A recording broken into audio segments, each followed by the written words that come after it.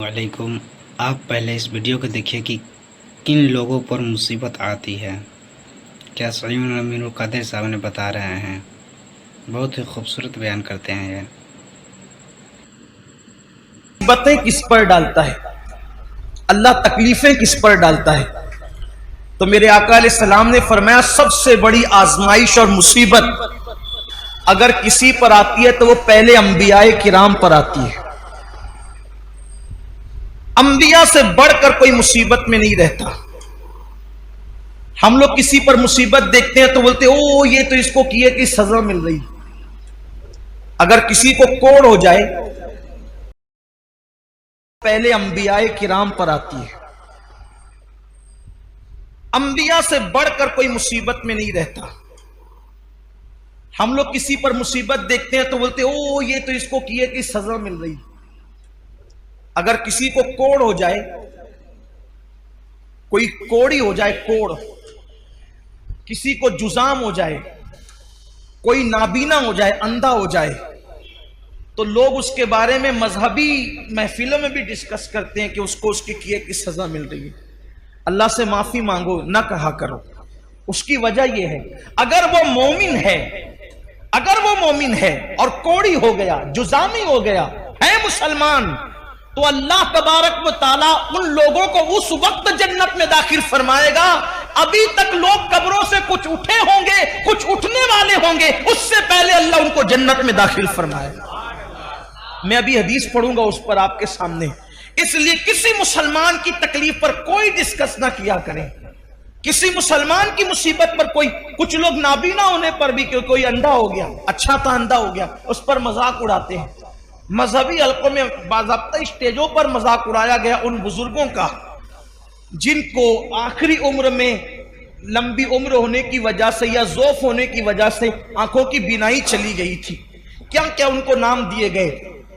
हालांकि लोग ये भूल गए कि हिब्रुल उम्मा, रईसुल मुफस्सिरीन सैयदना अब्दुल्ला इब्ने अब्बास रदी अल्लाह ताला भी आखिरी उम्र में नाबीना हो गए थे। लोग कहते हैं अपने किए की सजा भुगत रहे। मैं कहता हूं इब्ने अब्बास ने क्या किया था। हजरत जाबिर इब्ने अब्दुल्ला अंसारी, जिनके घर हुजूर अलैहिस्सलाम की दावत मशहूर है, आखिरी उम्र में वो नाबीना हो गए थे। कई सहाबा के नाम लिए जा सकते हैं जो आखिरी उम्र में नाबीना हो गए थे। लेकिन यहां तो बस इल्म नहीं है, बल्कि अगर कुछ पढ़ा, हमने कुछ पढ़ भी लिया है तो हमारे इल्म पर हमारी जिहालत गालिब आती है। किसी भी मुसलमान और मोमिन को तकलीफ में देखो, हमने कोई उस पर डिस्कस नहीं करना, बस ये दुआ करना अल्लाह इसकी मुश्किल आसान कर दे और हमें इस मुसीबत से बचा ले।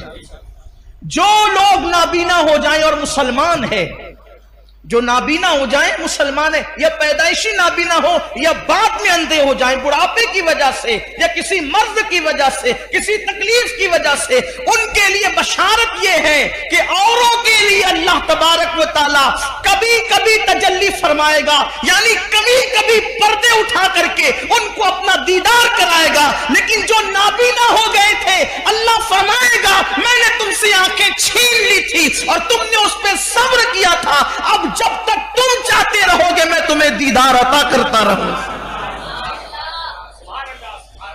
जब तक चाहते रहोगे मैं तुम्हें दीदार अता, मगर शर्त यह है कि वो सब्र करें।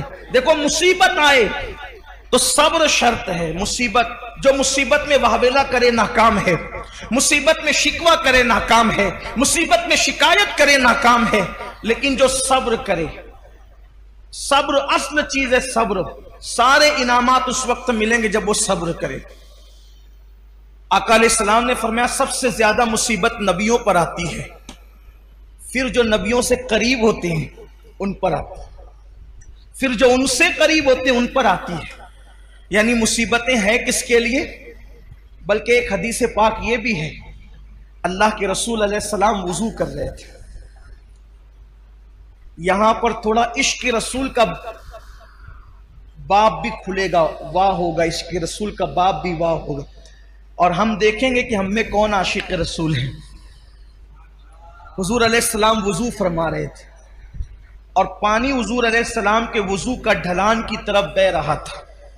वुजू का पानी ढलान की तरफ बह रहा था। एक सहाबी थे वहां मौजूद, उन्होंने अर्ज किया, या रसूल अल्लाह सल्लल्लाहु अलैहि वसल्लम, मैं आपसे इश्क करता हूं, मोहब्बत करता हूं आपसे। हुजूर ने फरमाया सल्लल्लाहु अलैहि वसल्लम, क्या कहा तुमने? हुजूर मैं आपसे इश्क करता हूं। करीम आका जिसके कान लाले करामत है, दूर और नजदीक के सुनने वाले वो कान लाले करामत पे लाखों सलाम। हुजूर अलैहिस्सलाम ने तीसरी बार पूछा, क्या कहा तुमने? हुजूर मैं आपसे इश्क करता हूं। आका फरमाते हैं, तो अगर तू वाकई मुझसे इश्क करता है तो मुसीबत और आजमाइशों के लिए तैयार हो जा, क्योंकि जो हमसे इश्क करता है अल्लाह उस पर मुसीबतों के दरवाजे खोल देता है, अल्लाह उस पर तकलीफों के दरवाजे खोल देता है। हमसे मोहब्बत करने वालों पर आजमाइश और मुसीबतों के दरवाजे इतनी तेजी से खुलते हैं और मुसीबतें उसके पास इतनी तेजी से भाग भाग कर आती है, जैसे ये वुजू का पानी तेजी से ढलान की तरफ गिर रहा है, वैसे मुसीबतें तेजी से उसके पास आती है। अब